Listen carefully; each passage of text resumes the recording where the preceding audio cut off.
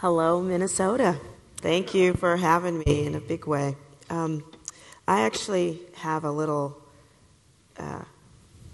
confession that I have to make. A little one. Just it's tiny.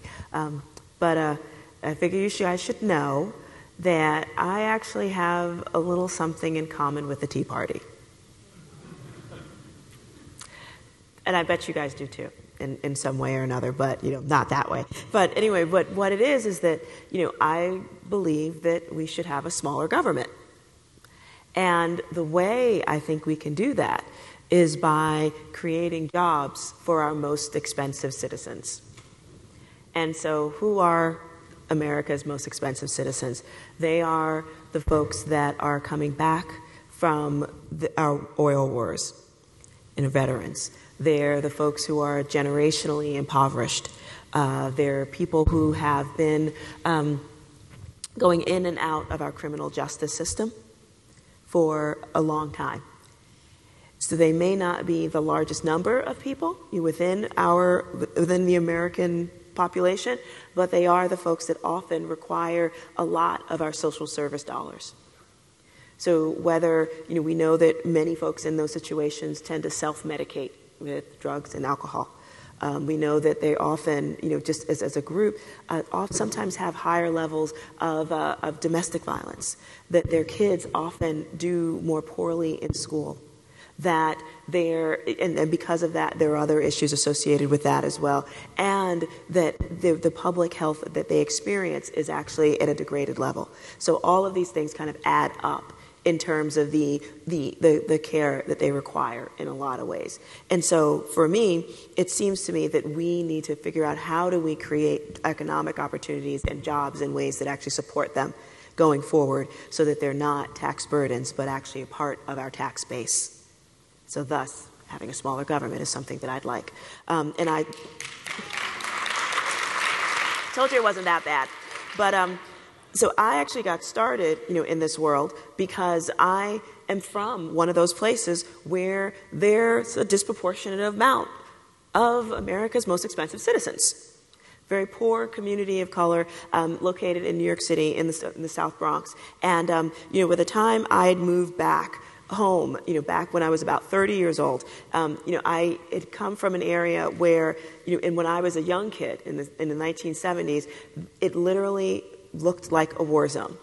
My neighborhood, had been, when it was a very different place than when my parents moved there in the late 1940s, when it was this sort of thriving walk-to-work community where there was literally the residential core and then the industrial section where people were able to walk to work in order to have jobs in the manufacturing sector. Actually, my neighborhood was known as Little Pittsburgh because of all the steel that went on there.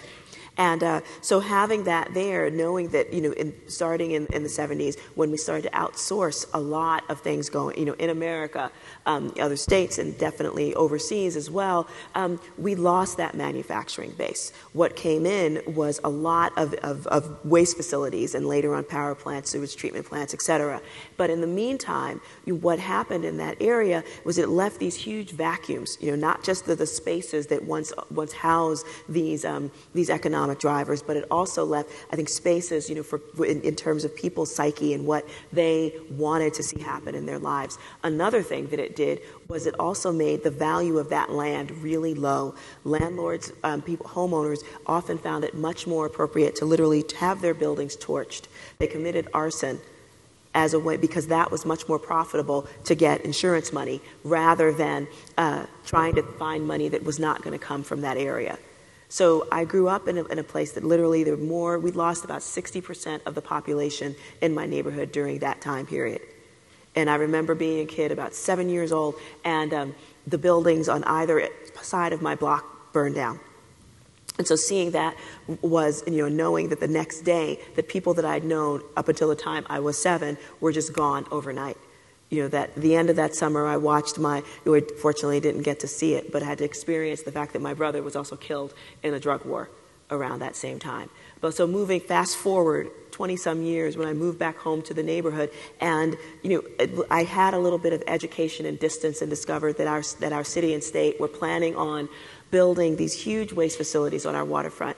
I understood then that we already handled an enormous amount of New York City's waste. Again, manufacturing gone, waste moved in. Why? Because it was very much a politically expedient place to put those types of facilities. That would be code for poor people. But coming back and again having a little bit of education and some distance really made me go, that's not something that has to happen in our community. So we mobilized in some pretty big ways to really challenge what the city was proposing, but also encourage it to see its way around having more sustainable environmental policies in that community or in the city as a whole, because again, a chain is only as strong as its weakest link. And if you had a place that was that challenged economically and environmentally, it was going to become a drain on the rest of the city as well. So we organized, it created this path that our city later literally took on as policy around having a much more sustainable solid waste management plan. So that was an amazing victory that we experienced as a community. But the thing that really made me stay was this dog. Her name is Xena. And, found her. She was literally tied, she was a stray. She was found tied up in front of a friend's house who lived a couple blocks away from me. And yes, there have been articles written about her. This one was from Bark magazine. I just tagged along, and which has let me pose with her. But she's an awesome, awesome animal. And when I got her, I didn't think she was that awesome. She was like this crazy mutt, about like this big, all head and paws. And she literally took me jogging into this place that I thought was another illegal garbage dump. And so why is that important? Yes, I got exercise with my dog, and that's fine and dandy. But the important part was that it was right in the middle of this huge fight that we were having with our city. And at the same time, I kept getting these notices from this group that was planning on supporting just grassroots efforts to restore something called the Bronx River. And I was like, okay, I knew that there was something called the Bronx River because I saw it on subway maps in my neighborhood, but I'd actually never been there because our waterfront at that point had been used mostly for the kind of noxious facilities that later came to my community, which literally separated people from our waterfront. It turns out that we had literally the only freshwater river in all of New York City, and it was within 6 blocks of my house. And actually the U.S. Department of Agriculture, through a bunch of different channels, realized that was of significant importance, and they needed to get people to care about it. And so they came to different groups around the river who lived near the river, didn't happen to know it was there. And so I remember getting these notices and having people visit and say, "Don't you want to work on the river?" And I'm like, "You're really sweet and all, but you don't, clearly not from around here, and you don't know you can't get there from here."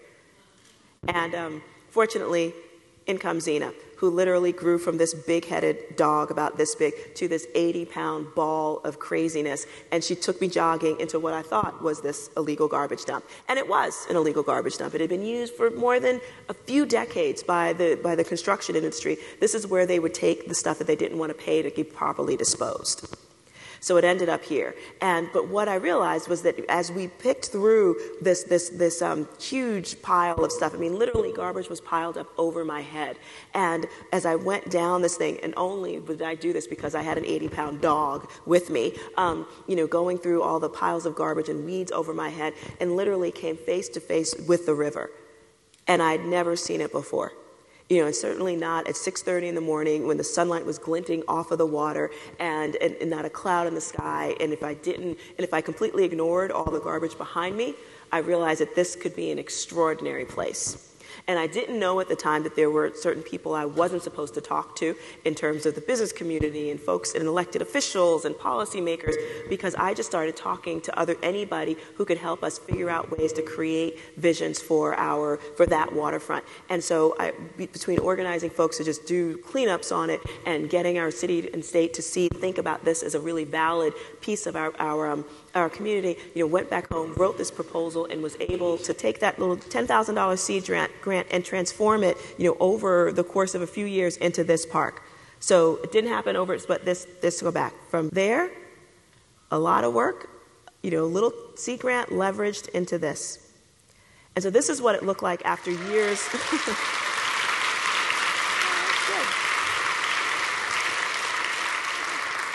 And it really really did become this amazing space. It started out just doing little community cleanups, but after being able to transform into this, $3 million later, it's become this incredible part of the local community. And there's, so workers can come there, community groups go there. I mean, it's become just such a tremendous place to be. And I actually also got married there literally the day after it opened with, of course, Zena as my flower girl.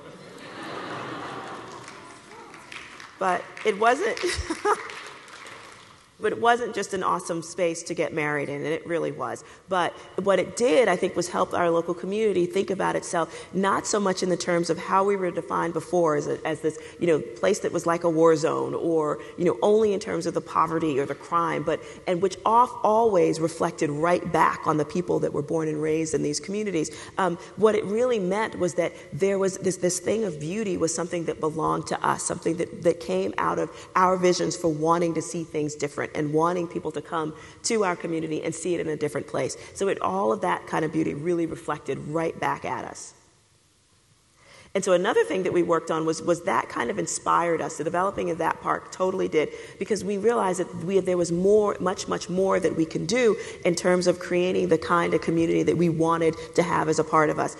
People in various kind of visioning sessions really talked about things like what they wanted. They wanted to have safe places for their kids to play. They wanted opportunities for, jobs that didn't pollute the environment or really mess with them as well. They wanted to have, places where they could actually easily travel to. And so for us, in our community, it seemed like a greenway was actually a really important thing for us to develop. And a greenway, just, you all know it because, of course, I understand that Minneapolis was voted like the best place to bike in the country, something like that. So, y'all must know that. But we haven't quite gotten there just yet, and I'd like to steal that title from you at some point, but right now, happy you got it. But in the meantime, developing a greenway system, that went through the South Bronx was a really important thing for us because, again, it connected us to the larger community out there because we really are isolated in a lot of ways. So developing this dedicated bike and pedestrian path that links the kind of waterfront parks that we're building along it to on-street pedestrian and bicycle paths was a really important thing for us to do. So I didn't even know what a greenway was when someone first told me that, well, maybe that might be something you want to think about. But at the same time, discovered that there was a federal transportation grant that was designed specifically to promote congestion mitigation and air quality. So that, to me, meant bike path and walking. So we actually wrote that proposal and we were able to get about $1.25 million to design the feasibility study for that and to develop the design for it. And so this is just one street that leads down to the park.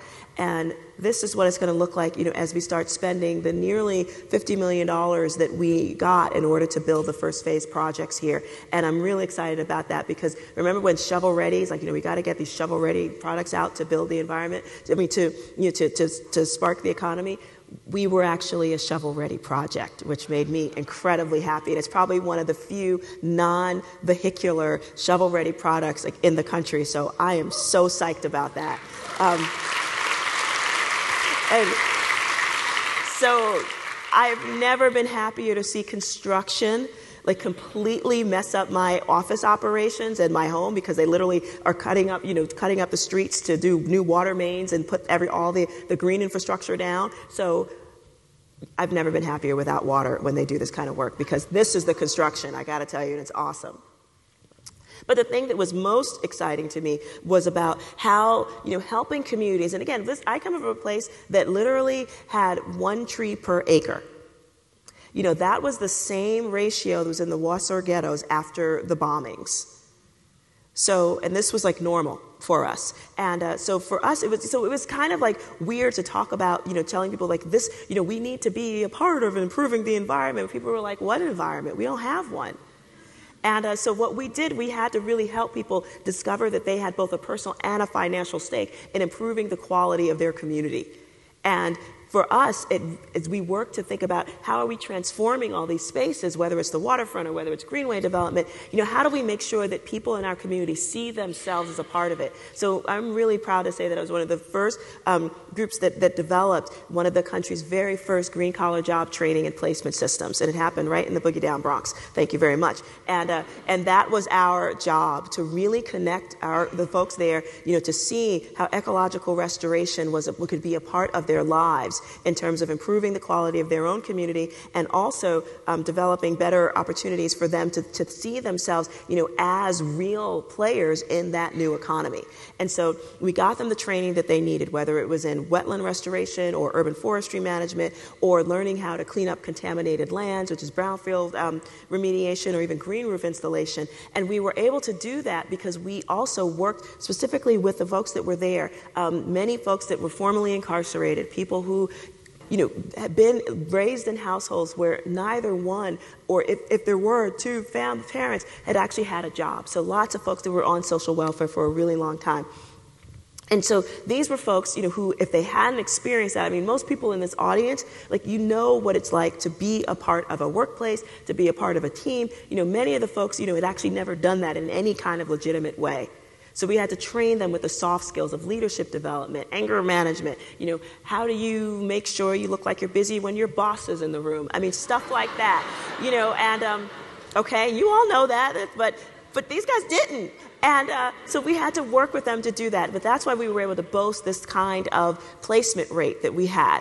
And I'm really very excited about that. And we were also able to show that this green economy thing was not something that was just this little, sweet things that tree huggers did, who wore Birkenstock sandals and whatnot. But these were actually serious types of things that provided serious critical infrastructure going around. In particular, in the world of green infrastructure, a tree is actually green infrastructure. So seeing that kind of stuff is, when it grows to full canopy, it cleans the air. It actually has stormwater management benefits, all of that stuff.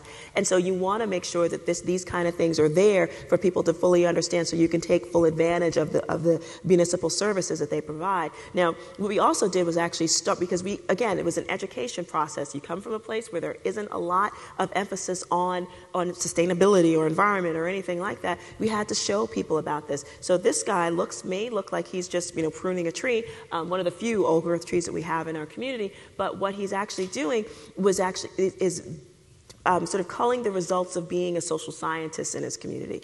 We started a program called Greenway Stewards, and this guy, his name is Amilca, spoke to folks that were on the block, where this tree was. And, when he would talk to them about the benefits of trees, they would point to that one particular tree and go, "We hate that tree." And it was because underneath that particular tree because it was so, it was one of the few big trees there in the neighborhood. It was really dark underneath it, and it didn't allow that big old street lamp over there to penetrate the community and or that part of the streets, which meant that there was often some drug activity happening underneath it, because no light came through. So when he pruned that tree and shed a little light on the subject, guess what? The crime rate in that area dropped. So he became a hero. And that kind of stuff is literally called crime prevention through environmental design. Real simple, real cheap, it works. And so another thing that these guys did was also, they really encapsulated what the great urban planner Jane Jacobs liked to call eyes on the street. The more people that are outside in community spaces, the safer those places are. Good uses, like being a part of a community, will drive out bad uses, which is people who are afraid to be in communities because there's an element around. So the more eyes you have on the street, the safer it actually becomes. So creating, spaces for people to sit underneath these things is a really important way to get places down there. And so again, just people on the street. That green line, that's this. We paint because we didn't have a whole lot of funds specifically for marketing, when we first started doing this work. So we took that really interesting thing that human beings do. They if you see a path, they follow it. So we literally blazed our own green line path, and just to sort of get the conversation started, so that people would know that at the end of that path, because they'd have to follow it, was a park that actually was not there less than 6 months before then. So little things like that was just a way that these guys really got themselves out into the world. And we also used the extra paint and created a clean up after your dog campaign, which we're about to do that again. We also started another company called Smart Roofs, where it is, as far as we know, it's one of the first and only community-based green roof installation companies. And so green roofs are really simply, it's a living roofs. You plant it with some kind of a structural soil medium and plants, and it has all these really groovy attributes to it. It actually absorbs between 75 to 90% of the water that falls on it. It creates these, it actually, since it's a green layer, it cleans the air, so you can deal with pollution that way as well. They also help your roof last between 5 to 10 times longer than they normally do, because it actually prevents sun damage on your roof, which is actually what makes your roof kind of split and fall apart. It's a beautiful thing, actually. So this was the roof that we did on top of my roof a few years ago, my upstairs neighbor who came to survey what we were doing. This is what it looks like now, or that's what it'll look like when the snow comes off of it. And this is we wanted to show that there are plenty of different types of green roofs that were out there. This was the one that we did on the headquarters of Sustainable South Bronx, just to show that there are many different things you could do. You can even plant trees on these, as long as the roof actually can hold. So we did a medicinal herb garden. We also did a really lovely, vegetable garden, in which I didn't let anybody pick from, because it was a demonstration project. We had to show people you could do this stuff. But it was like, I could be a horrible boss when I want to be. But I did let my staff eat the strawberries on top of our roof, which was really very nice as well. But, and look, and we got friends that come and visit. Like, this is Hank the Hawk. Who literally, we were so excited, and that's Manhattan in the background over there, if you could see that. So, but having that green thing up there really totally helped make that happen. Now, I'm not going to say that this would ever completely obviate the need for things like massive, municipal scale sewage treatment plants at all, but we do know that every ounce of stormwater that you can absorb, so that it doesn't have to be funneled through a system like that, actually saves taxpayers money as well, and you want to, and actually does, and these type of things don't have the type of continued benefits that the rest of green roofs or any kind of green infrastructure actually have as well. So this is this is a Google map of my roof now on top of my house, and this is what we're hoping this will look like pretty soon. But but it was so interesting, because what we did, back when we started our Green Jobs training program, was really identify what are some future trends going forward,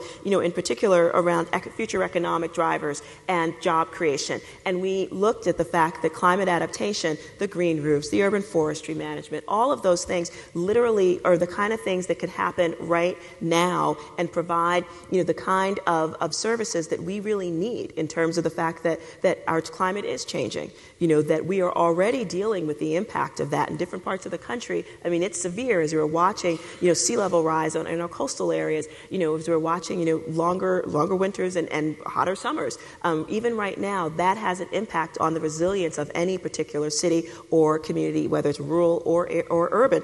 And so identifying those that type of infrastructure and making sure that we're pushing that kind of stuff forward is really important, and creating jobs to associate that with it as well. Now, another reason why I love this stuff so much is because, and this was a study that changed my life when we first started working, in this, 14 years ago at this point. I read a study from the University of Illinois, the Laboratory for Landscape and Human Health at Urbana-Champaign, and they did this amazing study that looked at the Cabrini-Green housing project, which is one of the most notorious housing projects, still to this day. I mean, they're not there anymore, but what they did with this lab looked at this housing project, and they studied what it was like for people who lived pretty much same kind of area, high crime, low educational attainment, the whole shebang, except they looked at what it was like for people who lived in an area that had just like a small group of trees when they had daily access to, and those that did not. And they realized that the people who had access to it, that the adults actually had lower stress levels, that the kids who could see greenery as they studied, they had better test scores. And my absolute favorite was when they realized that young girls who had that access had higher self-esteem. Now, how were they able to determine that? Because when they looked at the teenage pregnancy rates in that area, they were much lower. And young women little young women who are, who know that they've got the world ahead of them are not thinking about getting pregnant at 13. So that was a really awesome thing to show that, people who worked with plants, it's also horticultural therapy. So you've got people like our most expensive citizens who could be doing this type of work that really does provide the kind of services that we need, so they should be considered the type of jobs with dignity because they are providing such an amazing service right now. It's going to be a while before we start seeing jobs in climate mitigation happening, and that stuff in renewable energy really coming to the fore, in terms of the economy of this country. This kind of stuff we need now, and also it also tends to lower the ambient temperature of any city, which means you use less energy. So that's also a really important thing to take home from there too. So you've got cost-effective therapy, lowering municipal costs, you're giving jobs to folks that otherwise would be tax burdens. I don't see why we're not doing this all over the country, and hopefully we will.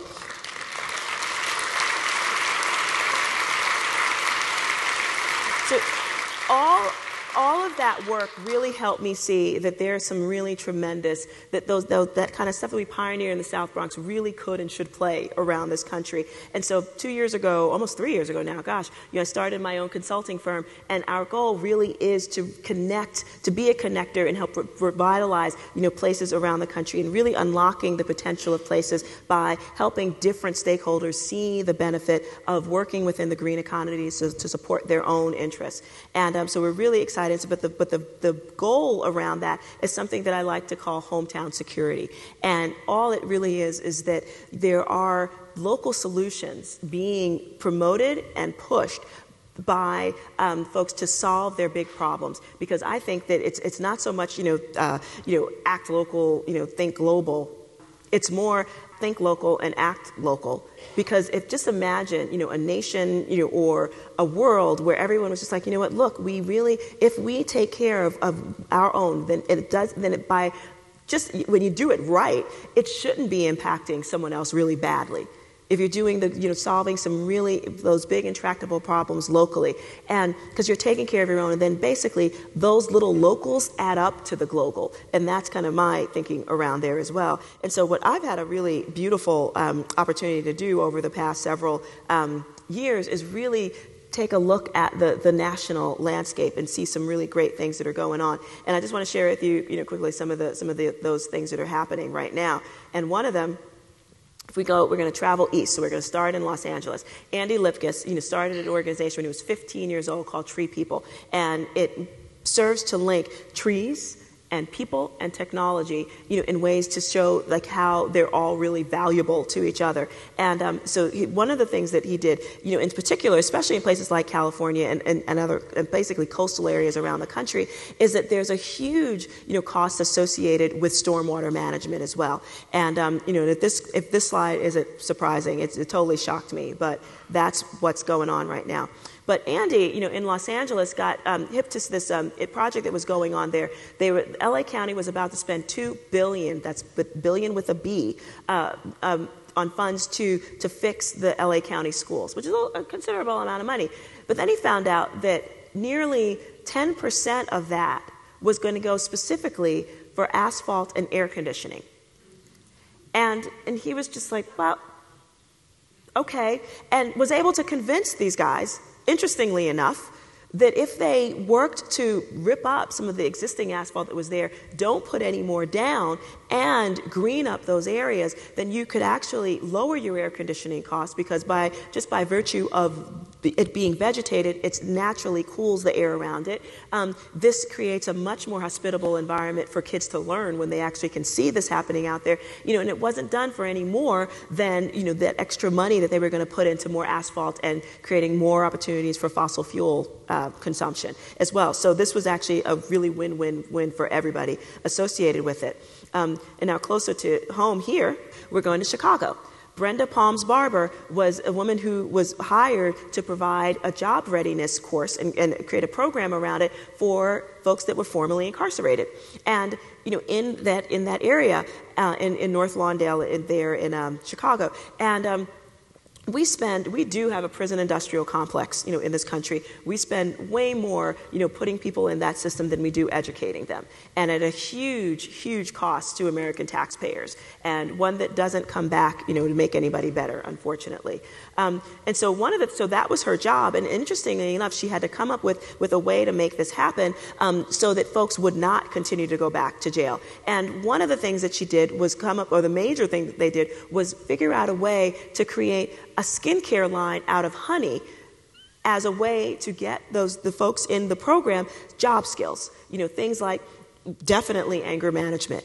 How do you talk to your employer about, your past lives, but also doing it in a way that you've actually learned something. And also, how do you learn some real marketable skills that you can put on a resume in order to get you out in the next step in your life. So they had to learn how to care for the bees, manufacture the product, merchandise it, get it out the door. All of those things that come with running a business, these folks had to learn how to do it. And they did all this, right in the middle of the inner city in Chicago.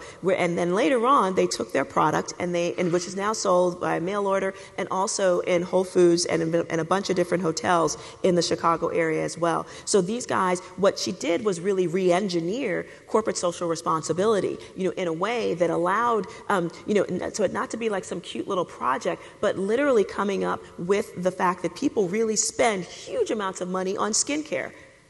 And just realize that if you didn't just sell the honey, but if you put that into skincare line, then you actually can create your profit margins and they go up like 18 times over. And so developing that as a tool to get people the skills that they need was really important as well. And we go further east. This is Judy Bonds. She is a coal miner's daughter. And her granddaddy was a coal miner as well. And she's from Whitesville, West Virginia. Not a place that's vying for a title of the birthplace of hip hop or anything like that. But it's an amazing, amazing place. And so I got to hang out with Judy one day, or actually for several days. But what she's really interested in doing is dealing with the fact that the coal mining that used to happen, the days of her dad and her granddad are long gone. Now it's mountaintop removal, which comes at a huge economic cost, to the people around there. But it also, comes also at the expense of the land of the people that were there. This is what an area, actually Judy's hometown, literally looks like this now. The top of the mountain was shorn off in order to dig for just a few years worth of coal. And this is what often comes out of the tap from people who live in this area. This is a place where you've got about 50% unemployment. But Judy's great idea was to, and it's a bunch of people down there as well, was to literally keep the mountains intact and put wind power up on top of them. Also, and this was the kind of gift that would keep on giving, in that area. And so when I met Judy, we swapped T-shirts, and, the back of the T-shirt I have, says, stop mountaintop removal on the front, but it says, save the endangered hillbilly on the back. So if, I like to think of us as, homegirls and hillbillies, like understanding the same value chain that we need to get together. But Judy literally was a product of her environment. She contracted lung cancer in the spring of last year, and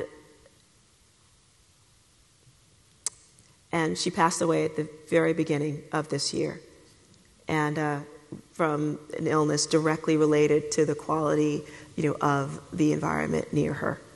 But the beautiful thing about my favorite hillbilly in the world, is the fact that she left a business plan, and that is going to be her legacy.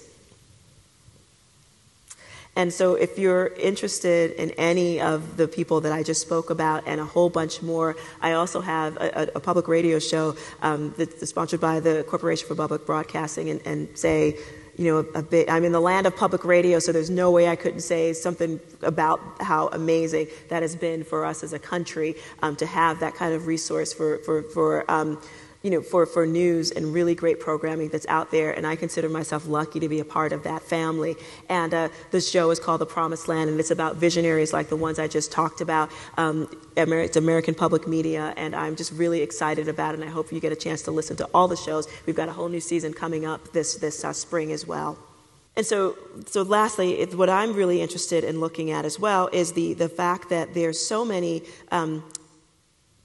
opportunities that are available right now as we think about the future of this country, and that, we have this great opportunity to change some things. In particular, I think about the American food system as it exists right now, the fact that it is, heavily dependent on fossil fuels, in particular for pesticides and herbicides that actually go on it. The transportation costs are not really fun. The fact that it's not the most healthy system for people when it goes into our bodies, and does do some serious harm to both the land and the water, around us as well. So thinking about ways to kind of disrupt that system in a way that's profitable and supportive of local communities is something that we're really interested in doing. We're trying to start a national brand of urban grown produce that literally serves to augment regional growers to create a real consistent stream of produce that can be sold in metropolitan areas. And the way we want to do that is by creating greenhouse systems in inner city communities around the country and developing them so that they create jobs and support for the people that live in those areas, as well as serving to really augment the supply that's out there. So to sell it to places like hospitals and or any kind of institution, and also to retail establishments around the country. And creating that brand is a way to kind of help people see the value of local food systems in ways that really do impact people right where they are. And we're really excited about it. So I just want to be clear that these are not community gardens, so to speak, at all, which are really important and serve a very valuable role in terms of open space development and planning and building community. This is really more of a job creation tool that allows people to be a part of the food system as it impacts them. It's another economic driver for change as well. And I love this quote. It's one of my favorites in the world. It came from Dr. King when it was from the letter from a Birmingham jail. And I'm not sure if you've read the whole thing, but you absolutely should. But he wrote it when he was literally sitting in a jail in Birmingham, Alabama. And it was a response to a group of white ministers who had asked him to please kind of slow down, on the idea of this integration thing. And his response was the entire letter, but I think this is a really telling thing in terms of we have to be incredibly impatient for the kind of change that we know is going to be important to support our country. And especially when you think about where he was when he died, and the fact that he was down in Memphis, Tennessee, down there supporting the rights of black sanitation workers, to have a living wage and to do it in a way that was safe for them. Because the black sanitation workers did the worst jobs, at the biggest expense, to their lives. So Dr. King intrinsically knew that it wasn't just about racial equality, it was also about economic as well as environmental equality, and that you needed all of those things in order to create the kind of well-being and humanity and dignity that people all want and deserve. And when I think about, the fact that, I think about whether it's green infrastructure or climate adaptation or redefining corporate social responsibility or urban agriculture, all of those things are tools in order to get us to the point, to the kind of promised land that we all know matters to us. And I am really excited about, helping, this country and everybody in this room get to that point, because we know that we can. And I thank you very much for your time.